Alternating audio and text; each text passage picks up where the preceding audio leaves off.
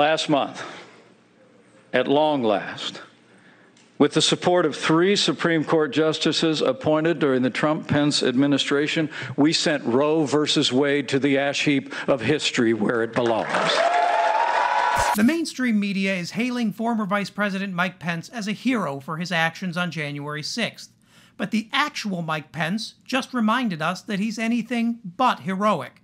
In remarks to the Young America's Foundation, a conservative student group, Pence outlined his sweeping vision for a national ban on abortion. Unlike the Republican Supreme Court justices who lied to the Senate when they said that Roe v. Wade was settled law, Mike Pence took his hood completely off. Pence celebrated sending Roe v. Wade to what he called the ash heap of history, telling his audience, "We save babies, we'll save America." Less clear is what Pence plans to do once Republicans have forced all those women to have all those babies. Republicans have made clear they want nothing to do with helping the children who already exist in this country.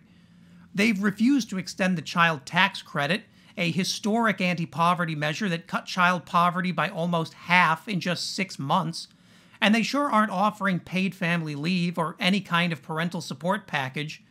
After all, to Republicans, those are other people's problems. Our freedom agenda calls for advancing pro-life protections in every state in the Union, every single one. We call for expanding support for women in crisis pregnancies, to support the unborn and to support the newborn with equal American generosity. And that isn't all. In just the last year, Republicans have opposed expanding free school lunches for low-income kids.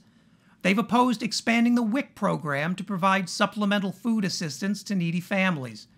And while red states passed plenty of trigger laws to immediately ban abortion after the Supreme Court ruled, not a single red state passed a trigger law to provide financial aid to all of those unwilling new mothers. Not one. And finally, we call for ending all taxpayer funding of abortion and defunding Planned Parenthood once and for all.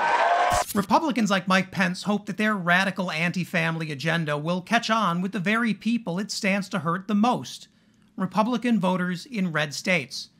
Voters in red states were disproportionately helped by the child tax credit, and it's no surprise that lower-educated, anti-choice red states have higher rates of teen pregnancy and pregnancy complications.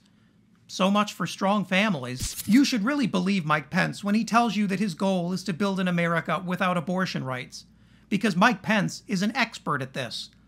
When Pence was governor of Indiana, he installed loyalists throughout the key healthcare positions in the state. Pence's cronies made Indiana the first state to defund Planned Parenthood, something the former vice president has dreamed about for decades. Things got even worse when Pence made it to the White House. There, he set up most of his loyalists in the Department of Health and Human Services. Former HHS Secretary Alex Azar, Medicare Chief Seema Verma, Surgeon General Jerome Adams, all come from Pence's sphere of influence. And they aren't just trying to ban abortion nationwide.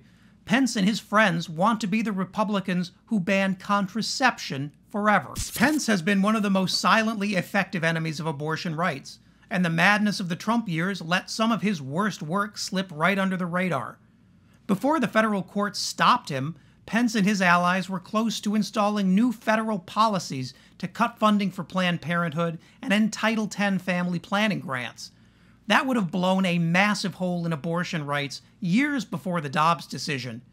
Now Pence's playbook is in the hands of every single Republican governor in America. Mike Pence may only be sitting at around 6% in Republican 2024 polls, dwarfed by the 60% that his former boss Donald Trump commands, but that doesn't mean that Pence is any less dangerous. He's a quiet operator, but his attacks are devastating if they're allowed to proceed uninterrupted.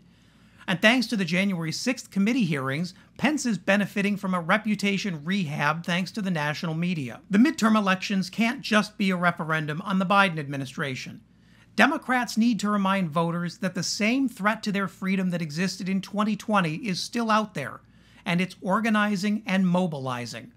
That means treating Mike Pence and his loyalists like the threat to freedom that they truly are, before it's too late. hey all, if you made it to the end, thank you so much for watching. Please consider leaving a like or subscribing, and please leave a comment below so you can let me know what you think I should cover next.